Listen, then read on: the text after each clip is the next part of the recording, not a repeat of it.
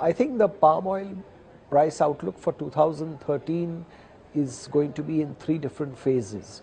The first phase from now until the end of April is quite steady. Prices may even go a bit higher because we are going to draw down stocks in Malaysia. From May till about July, August, I think prices will be flat and maybe slightly lower, coming down to about 2200 ringgits. Right now, I expect they'll be between 2300 and 2500. From May to July, maybe 2200.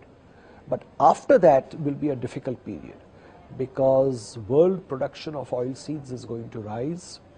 The world economy is uncertain. The dollar may be a bit stronger, and energy prices like Brent petroleum price may come down. So if all these factors happen, then when palm oil production begins to rise after July, August, September onwards, prices could fall further. And that would be a difficult period. But the good news is that I don't expect prices to fall below 1800 ringgits at the most, which means that palm oil companies will continue to be cash positive and profitable. And this period of low prices may last for 6 months to 9 months, not longer than that, because invariably there is a weather problem somewhere in some part of the world, and then the world has to come back to relying on palm oil for sustenance, and that will mean prices will rise once again.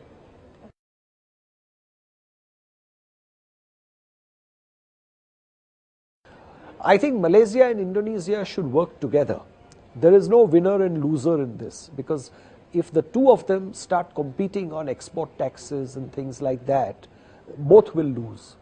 In my opinion, it should be a win-win situation where both countries do away with export taxes and allow the free market to operate, because export taxes are not good for the health of the industry. They are not good for demand, they are not good for suppliers, and they tend to skew the system one way or another.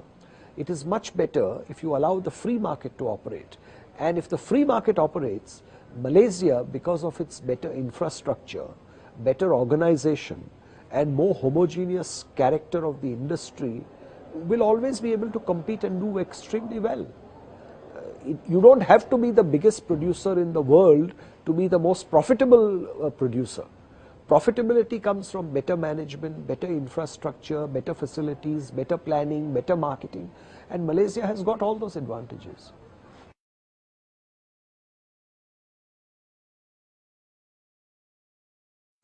I think in the Indian market, Malaysian palm oil and Indonesian palm oil compete with one another. I think Malaysian palm oil has, I think, a 30 to 40% market share.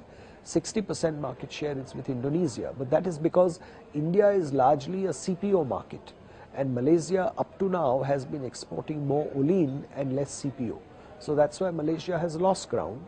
Now, if both countries do away with export taxes, then both will compete for an equal footing, and the Malaysian market share will be 30 to 40%, which is about right.